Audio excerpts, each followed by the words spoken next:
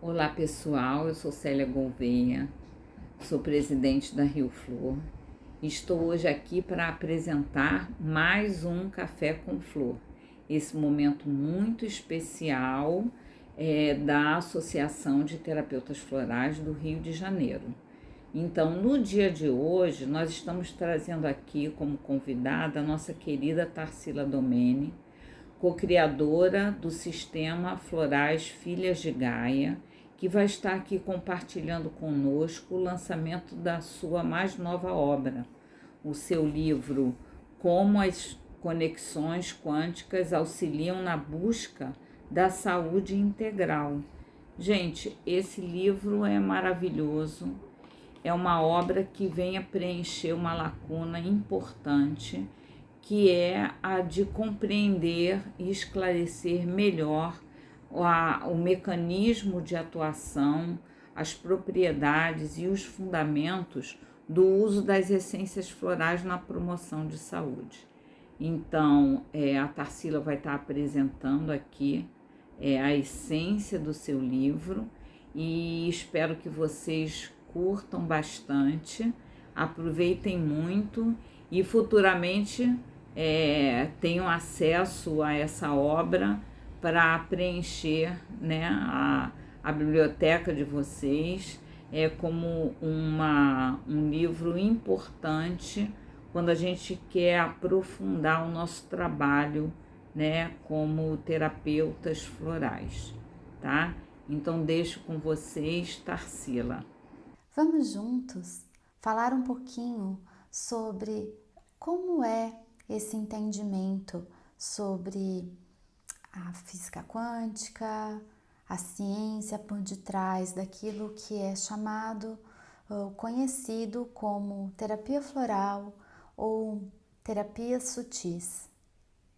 Conexões quânticas é um termo que vai nos ajudar a entender um pouquinho mais sobre tudo isso.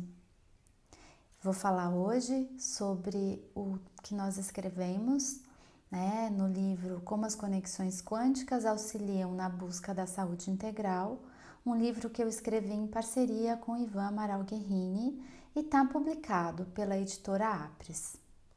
Bom, para começar, vamos pensar um pouquinho sobre a natureza humana, sobre o que é ciência. Vamos falar brevemente o que é a essência floral ou a terapia floral, para que a gente contextualize a nossa conversa. Tenho aqui uma fala de Julian Barnard, que é hoje o produtor das essências florais de Bach pela Healing Herbs na Inglaterra, e ele nos diz: é preciso que haja uma mudança na perspectiva a partir da qual concebemos o mundo e o que é a vida. A experiência prática deve modificar a teoria científica. A relação entre as pessoas e as plantas precisa ser reconsiderada. Bom, aqui nessa fala do Julian a gente já pode filosofar um pouquinho sobre como é essa questão do mundo em que vivemos, de como nós concebemos o ser humano, que muitas vezes se exclui da natureza, como se a gente não fosse parte dela, como se nós não fôssemos animais racionais que somos. E também como se a teoria, aquilo que a mente consegue conceber, fosse algo maior daquilo que é o fenômeno da própria natureza. Porque se a gente for buscar um pouquinho o entendimento do que é a ciência, buscando até no próprio dicionário, a gente vai entender que a ciência é algo que vem para tentar explicar os fenômenos da natureza, né? Então vamos aqui para as definições do dicionário. Ciência é um conhecimento sistematizado como um campo de estudo. É a observação e a classificação dos fatos inerentes a um determinado grupo de fenômenos e formulação das leis gerais que regem esses fenômenos. Então aqui fica muito claro que a função da ciência está em sistematizar um campo de estudo, em um conhecimento em cima da observação de fatos de um fenômeno. né? Fatos que a gente observa na natureza, coisas que acontecem e que a gente tenta explicar e tenta entender, né? A terceira definição, ciência é o saber adquirido pela leitura e meditação, né? Então, uma forma de você conhecer a ciência é estudando, meditando sobre um fenômeno, né? Tentando compreendê-lo. 4. É a soma dos conhecimentos práticos que servem a um determinado fim. 5. Ciência é um conjunto de conhecimentos humanos considerados no seu todo, segundo a sua própria natureza. 6. É um sistema racional usado pelo ser humano para se relacionar com a natureza, a fim de obter resultados favoráveis. Bom, então se a gente para um minuto para entender um pouquinho qual é a função da ciência, fica claro que a função está relacionada a melhorar a nossa vida a partir do entendimento e do conhecimento das leis que estão por detrás dos fenômenos que são observados pelo homem. Fenômenos esses que acontecem na natureza e dos quais a gente quer compreender um pouco mais. Também trago aqui, antes da gente falar um pouquinho mais sobre as conexões quânticas, uma fala que está dentro da Declaração de Veneza, que é um consenso dentro da Unesco, né? O conhecimento científico, devido ao seu próprio movimento interno, chegou aos limites em que pode começar o diálogo com outras formas de conhecimento. Neste sentido, reconhecendo as diferenças fundamentais entre a ciência e a tradição, constatamos não sua oposição, mas a sua complementariedade. O encontro inesperado e enriquecedor entre a ciência e as diferentes tradições do mundo permite pensar no aparecimento de uma nova visão da humanidade, até mesmo um novo racionalismo que poderia levar a uma nova perspectiva metafísica. Assim, vem a proposta que eu trago para essa nossa conversa. Entender que a ciência está tentando explicar um fenômeno que vai de encontro com aquilo que a tradição nos traz. Uma tradição espiritual presente em todos os locais do mundo, independente de sua religião e cultura, porque aquilo que é fundamental da natureza é igual para todos os seres e em todos os lugares. Bom, mas o que é uma essência floral então? Já que a gente está tentando entender um pouquinho a base científica por detrás do seu funcionamento. Não sei se todo mundo sabe, mas uma essência floral são essências extraídas de plantas e outros possíveis materiais naturais que atuam na região dos fenômenos sutis, que é, na verdade, uma região quântica não material, não trazendo em si nenhum princípio ativo químico ou bioquímico que possa ser identificado numa análise de laboratório. Sim, isso significa que um vidrinho de essência floral não tem um princípio ativo químico, mas sim um princípio ativo físico, um padrão de informação extraído da natureza, né? Quase sempre de uma flor, ok? Então, essências florais são definidas e qualificadas pelos padrões de informações que carregam, ou seja, é um padrão de informação referente a um campo de consciência da natureza, que tem como função equilibrar a personalidade e nutrir aquilo que dentro da terapia floral é conhecido como uma alma, o nosso ser interno, aquele observador que está por detrás de tudo aquilo que a gente experimenta. Então, as essências florais tem como um objetivo equilibrar essa personalidade e essa alma, trazendo o propósito pelo qual está por detrás da vida, propósito pelo qual nós estamos aqui no mundo e que está por detrás da motivação básica da nossa existência. Então, a gente pode pensar um pouquinho quais são as teorias ou a base científica que está por detrás do funcionamento de uma essência floral. Já que ela não tem um princípio ativo químico e não vai ser a química que vai explicar o seu funcionamento. Então, como eu estou propondo, eu vou trazer algumas teorias que falam muito mais da biologia e da física para explicar esse funcionamento da terapia floral. E dentro dessas teorias eu vou citar algumas, como a teoria do elan vital, de Bergson. Vou falar sobre a ordem implicada do universo, que é a teoria de David Bohm. Vou falar um pouquinho da causação descendente, proposta pelo Amit Goswami. Vou falar do campo mórfico, proposta pelo Sheldrake. Vou falar do emaranhamento quântico, falado sobre Niels Bohr. Vou falar da estrutura trina da realidade, proposta pelo Chalmers. E também da teoria do caos e a teoria dos sistemas, proposta por Prigogine. Vamos começar falando então, trazendo uma fala de Laszlo. Nas raízes da realidade, não há apenas matéria e energia, mas também um fator mais sutil e igualmente fundamental, um fator que podemos descrever melhor como informação ativa e efetiva. Na verdade, uma informação.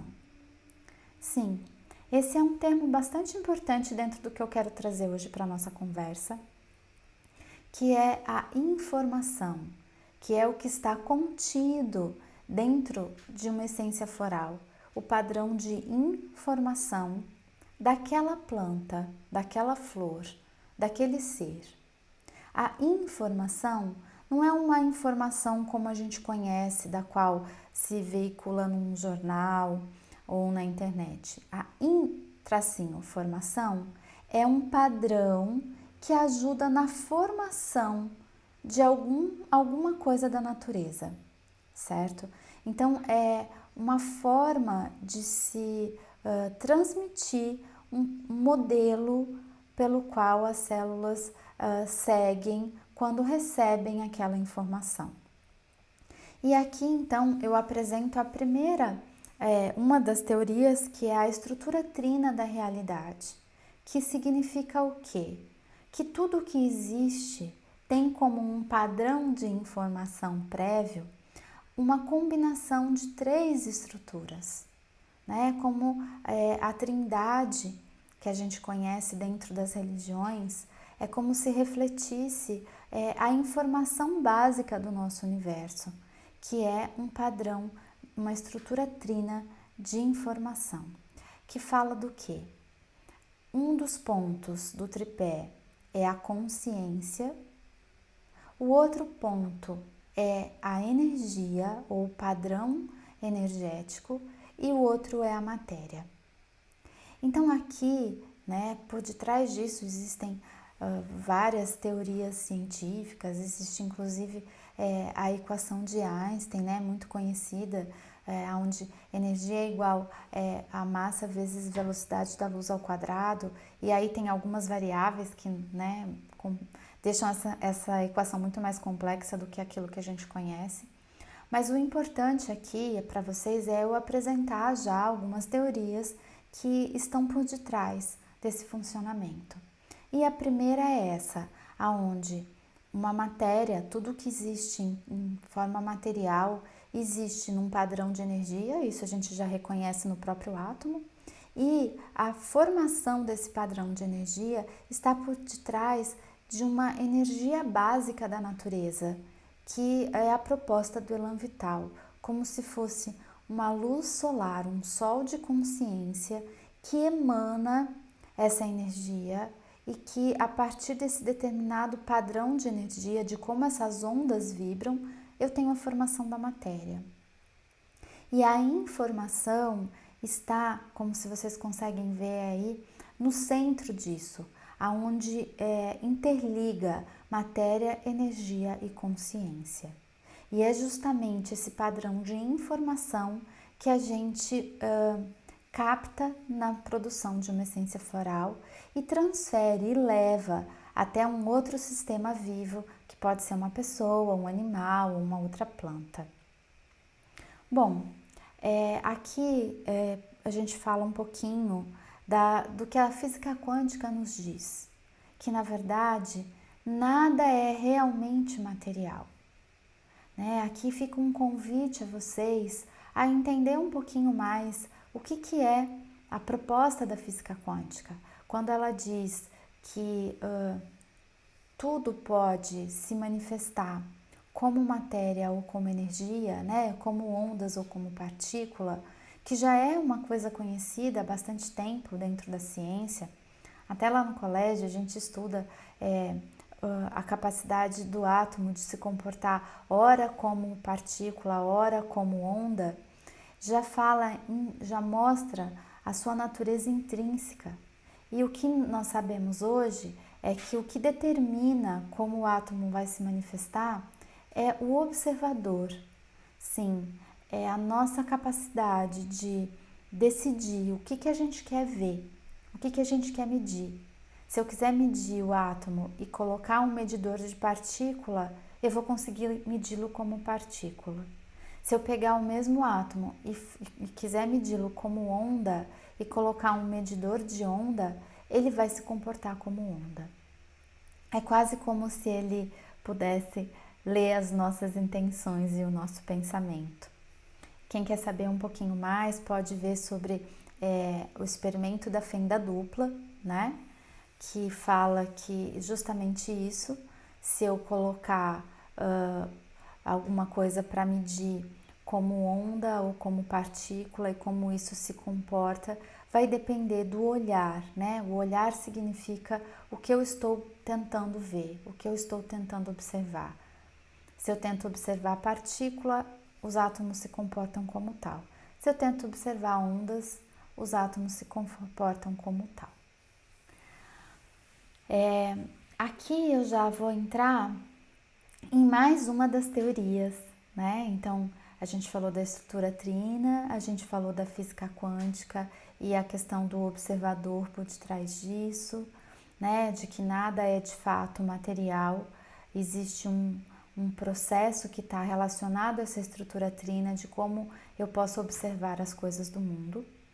E agora eu vou falar um pouquinho da teoria do campo mórfico, o campo morfológico, também conhecido assim. É uma teoria bem interessante de Sheldrake, e aqui eu escolhi uma imagem que fala de um padrão, né, de um fractal, que é um padrão natural, onde a gente reconhece em vários lugares da natureza. E para a gente entender assim, bem rapidamente, o que seria o campo mórfico, eu trouxe uma fala do próprio Sheldrake, tá? A ideia é que existe um tipo de memória na natureza. Cada coisa, reino ou espécie na natureza tem a sua memória coletiva. É uma memória que não pertence a um indivíduo pela experiência que ele viveu ou não. É uma memória que está num campo que esse indivíduo herda enquanto espécie, né? Então, essa memória, ela vem dos aprendizados de experiências, de repetições de experiências de outros da mesma espécie ou do mesmo reino ou do mesmo tipo de local da natureza. Então, esse padrão de informação não é perdido e ele fica contido nisso que a gente chama hoje de campo mórfico, ok? Bom, permeando tudo isso, né, dentro dessa proposta trina, da realidade, da estrutura básica do universo, a ideia da consciência se torna fundamental. E aqui eu trago 3 cientistas importantes que tentam falar um pouquinho dessa questão da consciência. Amit Goswami nos diz: a consciência é a base de todo ser. Místicos, ao contrário de religiosos, dizem sempre que a realidade não é 2 coisas, Deus e o mundo, mas uma única coisa, a consciência. A consciência permearia tudo, aquilo que é divino e aquilo que é humano ou material. Dana Zohar, uma cientista muito importante que eu gosto bastante, nos diz: a consciência é um fato dessa experiência da vida. E uma filosofia ou uma ciência que não consiga explicar a consciência está necessariamente incompleta. Então ela é uma outra pessoa, uma outra cientista, pesquisadora, que defende a necessidade de incorporar a consciência dentro das equações da ciência, como é a proposta da teoria trina. David Chalmers nos diz: se a existência da consciência não pode ser derivada das leis da física, uma teoria da física não será uma verdadeira teoria de tudo. Proponho que a experiência consciente seja considerada mais um aspecto fundamental que não pode ser reduzido a nada mais básico. Então, Chalmers também defende a consciência como um fator básico da natureza e que precisa fazer parte da ciência e das nossas equações. Bom, aqui a gente já parte do princípio da estrutura trina da realidade, incluindo a consciência, né?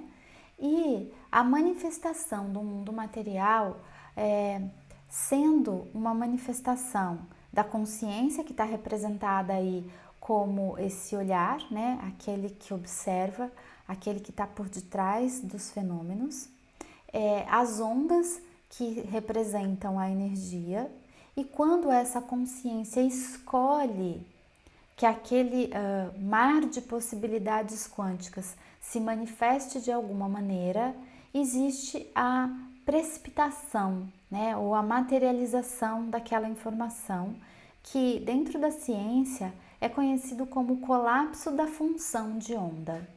Então existe uma função de onda, né, uma frequência específica de energia que está relacionada a um determinado átomo, que está relacionada a tudo que existe materialmente e que é escolhida, a princípio, por esse padrão de consciência que está por detrás. E a partir desse ponto, a gente pode falar um pouquinho do entrelaçamento quântico, que é um fenômeno muito, muito interessante e que vai nos falar sobre a capacidade que partículas subatômicas ou átomos têm de se entrelaçarem. E uma vez entrelaçados, eles estão ligados, independente da distância, no tempo ou no espaço. O que acontece com um, acontece com o outro, sem um lapso de tempo, como se não precisasse de ser transmitida uma informação, como se de fato um sentisse o que o outro está passando ou o que está acontecendo com o outro. E esse é um fenômeno muito interessante, porque para que ele seja possível, e ele já foi comprovado com vários tipos de experimento, precisa-se entender como que essa comunicação acontece, sendo que não se transfere informação, né? Não é uma transmissão de informação de uma partícula para outra, mas sim um entrelaçamento. E dentro dessa visão, a gente tem inúmeras utilidades a partir disso, porque se entende que existe uma rede em que é como se tudo realmente estivesse interligado. E para demonstrar isso, eu trago aqui para vocês um pequeno experimento que eu acho muito legal e que também fala, né, um experimento revolucionário que fala da manipulação de fótons para criar aquilo que é chamado de um efeito fantasma, né? Então, assim, foi tirada uma fotografia desse efeito fantasma, ou seja, não de uma imagem real. Vamos entender um pouquinho o experimento. O nome do experimento é O Gato que Não Deveria Estar Lá. Ele começa com um feixe de luz laser. A luz laser por quê? Porque ela é uma luz unidirecionada, né? É uma luz coerente. Então, a partir de um feixe de luz, a gente faz uma divisão. Então, aqui o cristal, ele tá aí só para que possa dividir esse feixe de luz em dois, tá bom? Esse feixe de luz que foi usado é uma luz vermelha e infravermelha, e nessa fase que o feixe de luz sai junto, é a fase onde existe o emaranhamento quântico, tá? A partir daí, as partículas emaranhadas são divididas nesse prisma, e aí eu tenho um fóton que continua reto e passa pela imagem do gato e viaja e é desviada para fora do sistema, então assim se perde. E o outro feixe de luz que é emaranhado passa ali no ponto 4, tá bom? Não teve, fica bem claro que ela foi dividida no ponto 2, então esse feixe ele não passou pela imagem do gato, mas ele foi direcionado para a câmera. E essa câmera, né, uma câmera especial que detecta esse tipo de luz, né, conseguiu captar a imagem do gato. Como isso é possível, sendo que esse feixe de luz que chegou até a câmera nunca passou pela imagem do gato, nunca teve contato com esse gato, com essa figura. E mesmo assim, ele teve a capacidade de estar com essa informação contida nele. Isso é um experimento que mostra o emaranhamento quântico, ou seja, esses fótons de luz infravermelhos que atingiram a câmera, né, eles também captaram a informação dos seus fótons emaranhados que passaram pela foto do gato e foram dispersadas, né? Não passaram pela câmera e saíram do experimento e foram para o infinito, vamos dizer assim. Mesmo sem um contato físico dessa luz com o gato ou com a figura do gato, ela foi capaz de transmitir a informação e registrar essa informação na câmera, pegando a imagem de um gato. Muito legal, né? Esse é um experimento que comprova e explica de uma maneira bem simples como esse emaranhamento quântico acontece, tá bom? Bom, aqui a gente vai para a segunda parte da nossa explanação, que fala então sobre a compreensão sistêmica da vida, baseando-se na compreensão de 3 fenômenos básicos: o padrão básico de organização da vida, que é o de rede ou de teia, a matéria percorrendo ciclicamente essa teia da vida e os ciclos ecológicos sendo sustentados pelo fluxo constante de energia que provém do Sol, né? Que é o nosso Pai Maior, que é a fonte de vida no nosso sistema solar. Vamos entender um pouquinho mais sobre essa questão sistêmica de como a vida ou os fenômenos da vida se manifestam, né? Aqui a gente precisa pensar um pouquinho na proposta, né? Então, a proposta dessa ideia da teia da vida, o que é? É que a organização da vida sistemicamente falando, seja dentro de um organismo, dentro de um órgão ou em toda a natureza, ela acontece segundo um determinado padrão. Esse padrão difere de acordo com as espécies, de acordo com os reinos, mas existe um padrão básico de organização, aquilo que é conhecido como um movimento intrínseco da vida, né? A ordem implicada entra aqui como uma forma de compreender, de mostrar como a natureza se comporta, como esse padrão básico de organização existe. E aquilo que às vezes aparenta ser um caos, na verdade, não é. Existe uma ordem aí. Mas existe uma gama dentro do sistema, que vai desde o sistema simples, quase sem mudança, quase estáticos, né, passando por sistemas adaptativos, periódicos, né, sistemas que vão estar falando muito mais da capacidade de abertura para a vida, até um limite do caos, e também a possibilidade desse sistema se desorganizar e entrar no movimento caótico.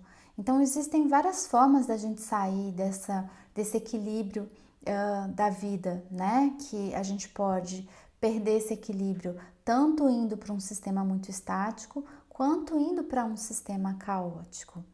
Mas a ideia aqui é a gente entender a teia da vida, como funciona e como os organismos se manifestam dentro dessa teia e como esse padrão de informação é passado dentro dessa ordem, certo? Porque quando a gente entende o padrão da teia, a gente entende que a matéria, ela percorre essa teia e vai captando movimentos, informações que vão determinando seus movimentos ali dentro, né? Então, isso acaba nos mostrando os ciclos ecológicos, os ciclos naturais da vida, que são sustentados por esse fluxo. E o que abastece, o que dá energia para que esse movimento dentro da teia aconteça, é a energia do elan vital, a energia que vem proposta não, né? Nascendo da nossa fonte maior de energia, que é o Sol, que é o nosso campo de vida, conhecido, né, intuitivamente, conhecido na natureza, conhecido na ciência. Então, a proposta da teoria do elan vital fala justamente dessa fonte vital que abastece, que traz esse campo de vida, e ela nos propõe, junto com o entendimento da ordem implicada, uma consciência que não é a consciência ordinária, individual, a consciência da minha personalidade. Então, não é eu, Tarsila, escolho o que eu quero manifestar na minha vida, não é esse grau de consciência que a gente está falando. A gente está falando de um grau de consciência de unidade, né, da fonte maior de vida, daquele campo de elan vital que obedece a uma ordem implicada. E dentro do estudo, quanto mais a gente compreende essa ordem implicada da natureza, mais a gente entende que existe essa consciência, que é uma consciência indistinta, né? Não individual, é uma consciência universal, como uma totalidade indivisível e inseparável. É aquilo que a tradição muitas vezes nos coloca como a unidade da vida, como um movimento pelo qual, ou a meta pela qual nós nos movimentamos. A meta de chegar à unidade, do retorno ao Pai, é o que move a individualidade, né? A personalidade, a consciência individual que nós temos. Então, aqui, dentro da ideia da teia da vida, eu vou colocar, né? Vou contextualizar como que é possível esse entendimento dessa teia da vida. Então, as duas primeiras questões que a gente coloca aqui. Então, a teoria do elan vital, que fala do Sol, que fala da fonte do campo de vida total que nasce do Sol, fala da consciência, né, que também vem através desse Sol, que emana segundo uma determinada ordem, que aí é conhecida como a ordem implicada, é uma ordem universal. Então, a partir disso, e olha que legal, né? Aqui a gente consegue fazer a correlação como o Sol também é a ferramenta de produção de uma essência floral, né?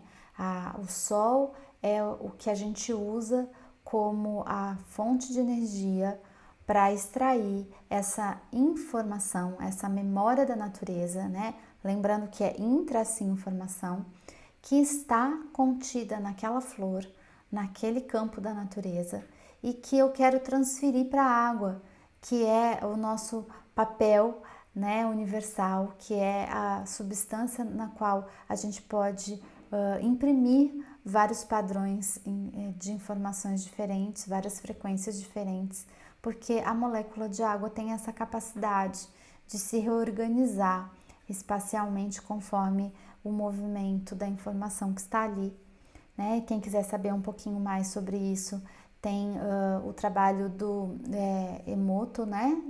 Que fez todo aquele trabalho sobre a memória da água. É um trabalho muito bonito, vale a pena a gente estar olhando. E que também está relacionado aqui dentro dessa ordem implicada, né? E aí dentro da ordem implicada existem vários padrões da natureza que a gente reconhece, né? Não vou ficar falando deles, não é essa a ideia, mas aqui tem muitas questões importantes que estão relacionadas ao que eu estou apresentando. Então existe o padrão fractal, né, da natureza, que é um padrão complexo que se repete, que está na base da informação de muitas coisas. Existe o número de ouro, existem muitas questões interessantes aqui, tá? O que eu quero que fique bem claro quando a gente apresenta essa ideia da teia da vida é que aonde quer que haja vida, há rede.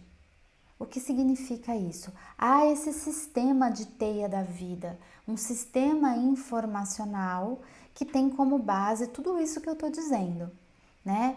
A unidade da vida, a ordem implicada, uma memória grupal que está dentro dessa rede, né? Que é conhecida como campo mórfico ou morfogenético, que fala desse aprendizado que aquele reino ou aquela espécie adquiriu dentro do processo de tempo, né? Dentro do espaço-tempo, que é o universo no qual a gente está inserido, né? Então, o campo mórfico, ele traz essa modelo de forma ou de comportamento que um determinado sistema material obedece, tá? E essa informação dentro do campo, ela é passada através de um fenômeno chamado de ressonância mórfica, né? Porque não é uma transferência de energia, né? É uma rede informacional, vamos dizer assim, tá?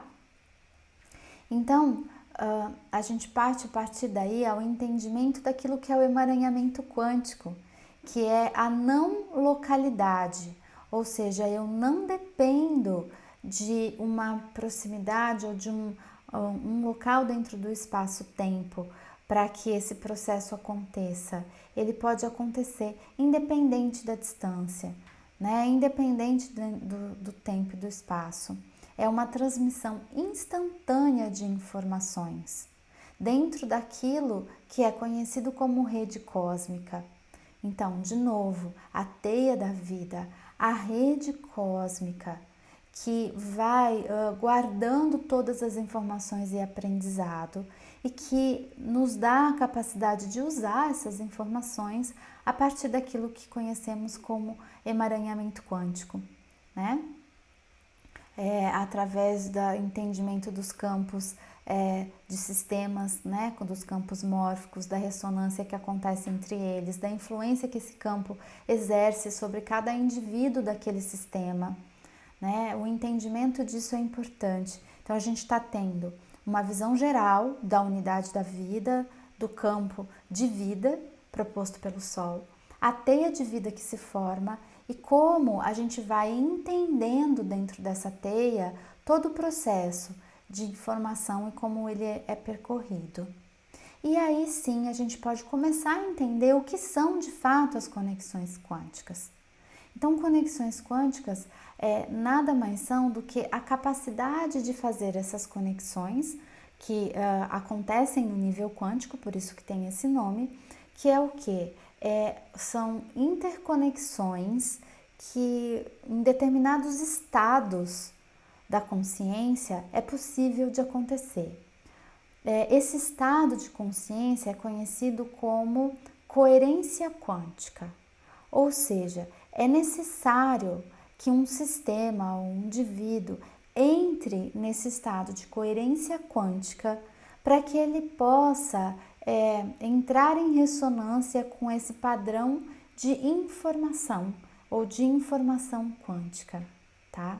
Então aqui a gente entende que isso acontece num nível mais elevado de consciência, que não no nível individualizado, mas também a gente entende que esse processo requer condições, tá? Condições que dentro desse estudo científico é chamado de uma coerência quântica, um estado de coerência quântica, tá bom?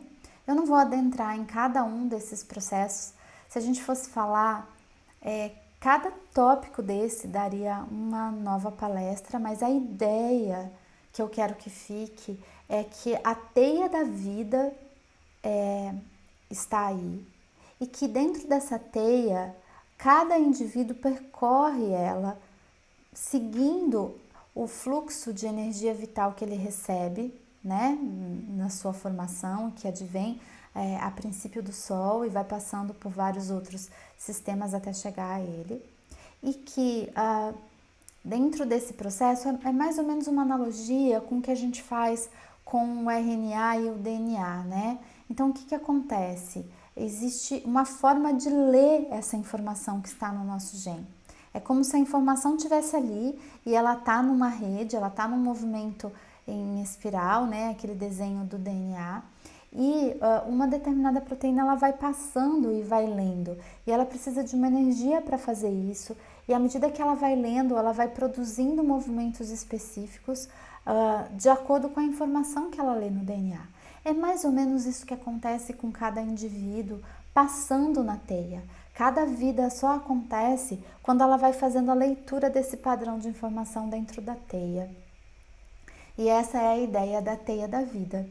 E dentro dessa ideia da teia da vida, a gente pode compreender, né, com todas essas teorias, com todo o entendimento dessas teorias, que existe uma memória na natureza e que essa memória é a memória mais pura, é a memória da informação básica que vem dessa ordem implicada, que acontece devido a esse campo de vida, que segue a determinadas regras e leis dessa memória grupal, desse aprendizado, que é transmitida via ressonância mórfica, que traz a capacidade de emaranhamento quântico e que uma vez que esse emaranhamento quântico seja feito, as moléculas podem ser separadas, as partículas podem ser separadas e elas vão se influenciar mutuamente porque elas estão entrelaçadas.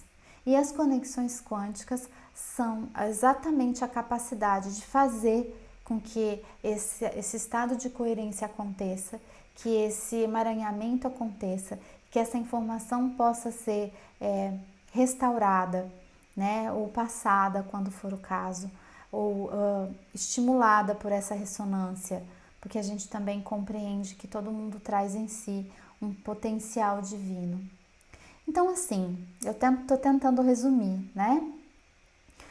A teia da vida é o padrão básico de organização da vida, que é em teia, uma grande rede cósmica, um verdadeiro campo informacional do qual nós estamos inseridos. A fonte vital de tudo isso é sustentada pelo fluxo constante de energia proveniente do Sol, o que é chamado de elan vital. A consciência trazida pela ideia da física quântica e seus experimentos, nos mostram a importância desse olhar do observador, né, sugerindo aquilo que é chamado de causação descendente, a consciência como a causa básica da manifestação da vida, né, a consciência que provoca o colapso da onda, né, daquele movimento de o que vai se manifestar, é o olhar da consciência que escolhe. O emaranhamento quântico nos mostra, através dos experimentos, que existe uma comunicação intrínseca no universo, que não depende da transmissão dessa informação, que ela é instantânea. Então, a estrutura desse universo, a manifestação do universo, acontece quando existe essa trindade, consciência, energia e matéria. E aí essa manifestação e essa estrutura segue a organização da ordem implícita do universo, né? Aquilo que nós chamamos de ordem implicada. E dentro dessa ordem, os campos é que regem espacialmente como isso vai se manifestar. Então, na natureza existem vários campos de informação e de memória, como por exemplo o campo mórfico. E essa informação, ou esse padrão de informação presente na natureza, é, na verdade, a base de toda a rede da vida. Então, é esse entendimento que faz com que, a partir daí, a gente entenda que esse padrão de informação pode ser captado quando se existe um momento de coerência quântica, ele pode ser transferido para a água, e isso é a forma de se produzir uma essência floral.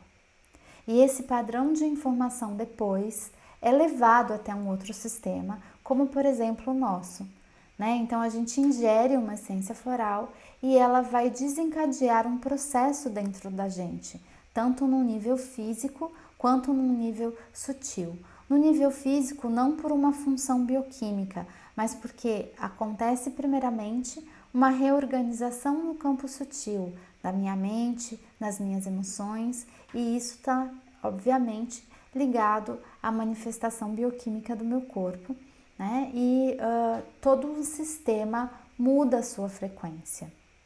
E aqui eu gosto muito desse estudo do Bruce Lipton, que ele fez todo um trabalho em cima de entender as membranas das células e os receptores das membranas e o desenvolvimento da vida a partir do desenvolvimento celular.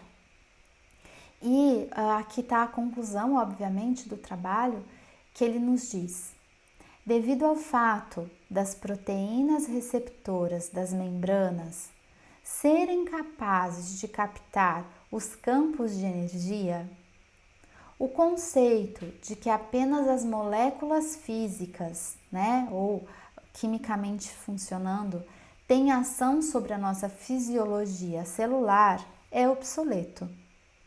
Um importante estudo realizado por um biofísico da Universidade de Oxford compara a eficiência da transferência de informações entre sinais de energia e sinais químicos nos sistemas biológicos. A sua pesquisa revela que os mecanismos de sinalização energética, como por exemplo as frequências eletromagnéticas, são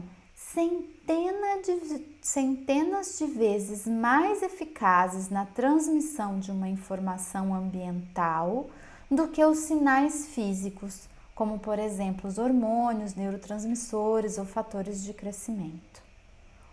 Isso é muito legal de se entender. Isso quer dizer que a resposta celular a uma informação que a gente entra em contato, como por exemplo uma informação que está vindo através das essências florais, a célula tem uma capacidade muito maior de responder aquilo, né, e de desencadear uma diferença de potencial na sua membrana e de desencadear processos bioquímicos dentro dessa célula por consequência desses estímulos, do que os estímulos químicos, que é o que a gente está acostumado a entender, que é o princípio ativo dos medicamentos, dos hormônios, enfim, daquilo que a gente costuma colocar no nosso corpo para produzir uma resposta. Então, esse entendimento de que a ciência já reconhece, já entende como essa transferência de informação através de sinais eletroquímicos ou eletromagnéticos e não químicos acontece, é extremamente importante para que a gente compreenda esse processo, tá bom?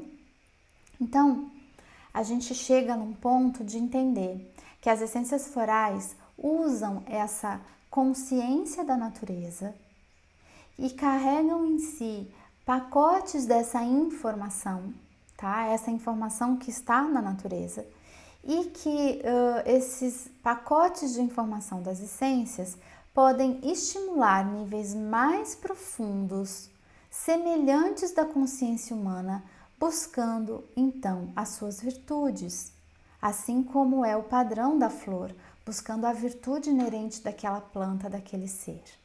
Então, as essências florais, elas podem ser entendidas como esses pacotes de informação que são provenientes da consciência da natureza e que estimulam em nós níveis mais profundos da nossa consciência, né? Como o Dr. Bá dizia, estimulando as virtudes inerentes ao nosso ser. E é assim, então, que o floral tem um potencial de alterar todo o nosso sistema na direção da saúde integral do indivíduo que faz uso desse floral. As essências florais têm a função de carregar essa informação para tornar coerente o fluxo entre a personalidade e a alma do indivíduo, colocando essa pessoa automaticamente na coerência da sua região quântica de atuação, que é o que a gente precisa para que o sistema se estabeleça na sua saúde novamente. É como se a gente tivesse que fazendo um movimento de resetar o sistema na informação básica da estrutura saudável que ele tem, ok? Então, assim, aqui a gente fala como que a gente pode tomar as essências florais, entendendo esses princípios e decidindo essas direções. E eu vou colocar, então, uma fala do Dr. Bá. A compreensão de onde estamos errando e o esforço sincero para corrigir a falha levam não apenas a uma vida de alegria e paz, mas também à saúde. Esse é o foco que a gente deve pensar quando pensa em usar uma essência floral. Aonde está o erro básico que a gente está cometendo contra as leis da vida? E qual é o esforço sincero que a gente precisa fazer em corrigir essa falha, né? Pensando que as leis da vida que a gente falou aqui dentro da ciência falam da unidade, falam da coerência, né? Falam do movimento de despertar virtudes. Então é nesse sentido em que a gente pensa em usar as essências florais, né? Então a terapia floral acaba sendo definida como uma modalidade terapêutica que faz uso de um estímulo terapêutico tanto quanto do uso de essências. Então esse estímulo terapêutico ele tem a ver com essa direção, com esse movimento coerente que a gente precisa buscar e de usar as essências certas para que a gente faça esse movimento e entre nesse estado de coerência quântica, tá certo? Só assim, então, a gente pode entrar em ressonância com virtudes potenciais dentro de nós, trazer novas possibilidades de vida. Lembrando sempre que a terapia floral não substitui nenhum tratamento médico, psicológico ou qualquer tipo de tratamento de saúde. A terapia floral é uma modalidade terapêutica que visa equilibrar a personalidade com a alma, ou seja, com a orientação interior do indivíduo. A terapia floral faz uso de essências florais e dessa orientação terapêutica, favorecendo a educação da consciência no sentido da real natureza de nosso ser. Terapia floral não é igual ao simples uso de essências florais, o que pode ser muito benéfico, mas não é uma terapia floral. E as conexões quânticas nada mais são do que os fios invisíveis que mantêm a unidade da vida funcionando mesmo em nosso mundo material. Assim também, todas as coisas, tendo se originado da unidade suprema, são por si só o supremo em sua natureza essencial. Fala de Helena Blavatsky.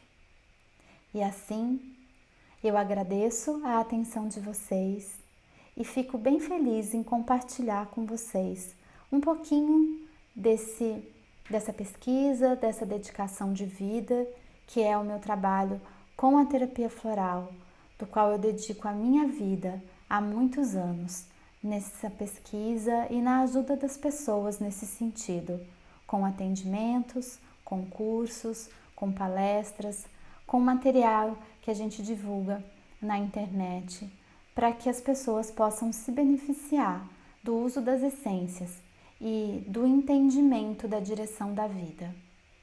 Paz, amor e luz. Bem, pessoal, espero que vocês tenham gostado. Realmente a Tarsila é uma pessoa que tem um conteúdo incrível, tem um aprofundamento nos seus estudos, que vem contribuindo muito com a formação do terapeuta floral. Espero que vocês tenham gostado. E no mês que vem teremos um outro Café com Flor. Esperamos vocês aqui. Lembrem-se de cuidar, né, da proteção, usando sempre máscara, álcool gel, lavando bem as mãos, higienizando bem as mãos, e espero que todos se vacinem em breve. Um grande beijo florido para todos.